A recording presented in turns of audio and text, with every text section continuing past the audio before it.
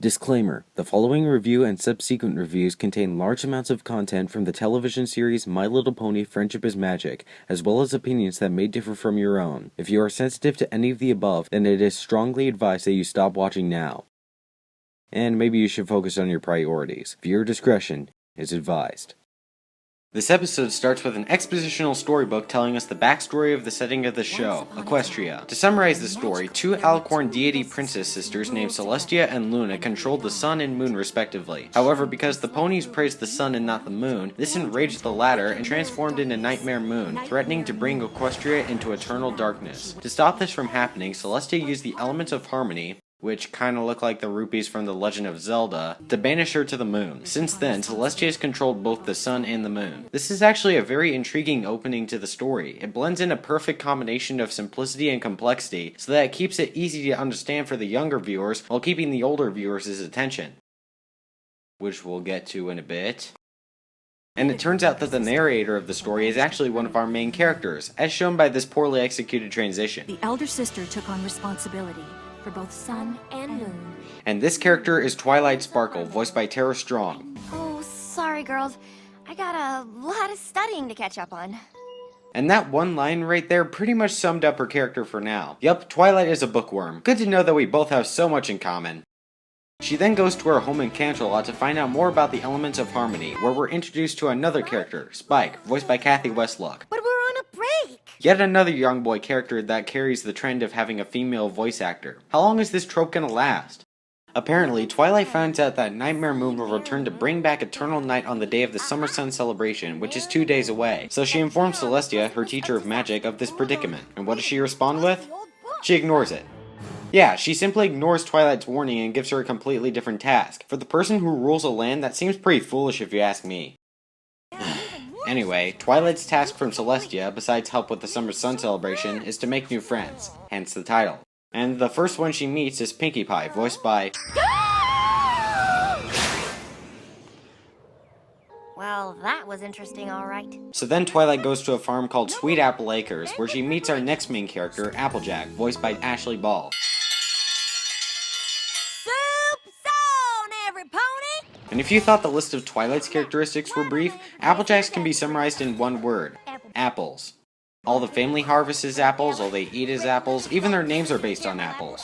Big Macintosh, Apple Bloom, and... Granny Smith. I wouldn't be surprised if their ancestors were apples.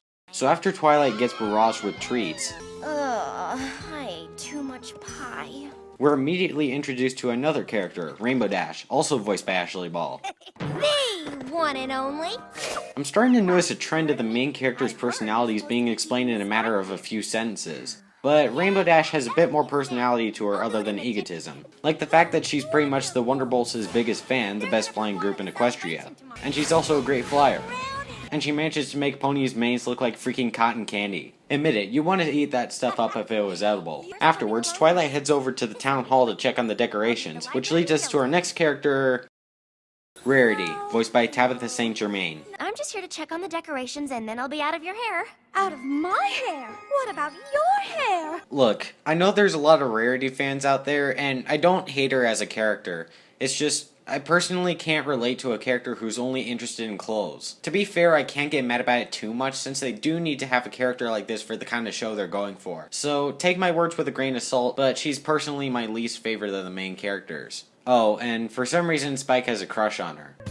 Wasn't she wonderful? So, after that, we're adding another member to our team, Fluttershy, voiced by Andrea Lidman. Excuse me, sir. I mean, no offense, but your rhythm is just a teeny tiny bit off. And this pony probably has the most interesting personality so far, which, going off of her name, is being shy. And I mean more shy than a mouse in a church.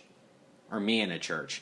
Seriously, they went all out with the shyness in this episode. Just watch this clip of when she and Twilight first meet. I'm just here to check up on the music and it's sounding beautiful.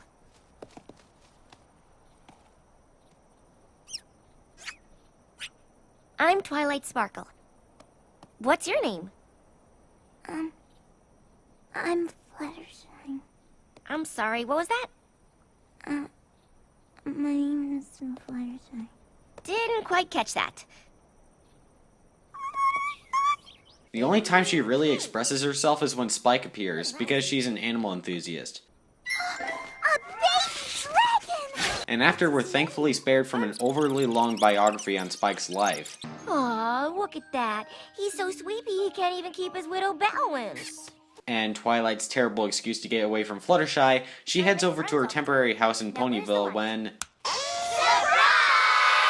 the most extravagant and unexpected surprise party arrives at her door, which comes with our final character, Pinkie Pie, also voiced by Andrea Libman. You know, this pony. And I have to hand it to Andrea. She's able to voice two completely different characters with completely opposite personalities. One can barely speak a word to save her life, and the other... Were you surprised? Were you? And I had an idea, and that's why I went, what kind of welcome party would this be if it were quiet? I mean, duh, boring! You get the picture. Yeah, when I said Fluttershy had the most interesting personality, I meant because it wasn't common in other cartoons. This pony, however, she's just hard to comment on. So let's look at our lineup of characters. We have the Apple Addict, the Egotistic Flyer, the Fashion Freak, the Social Outcast, Every Drug Ever, and the Antisocial Bookworm.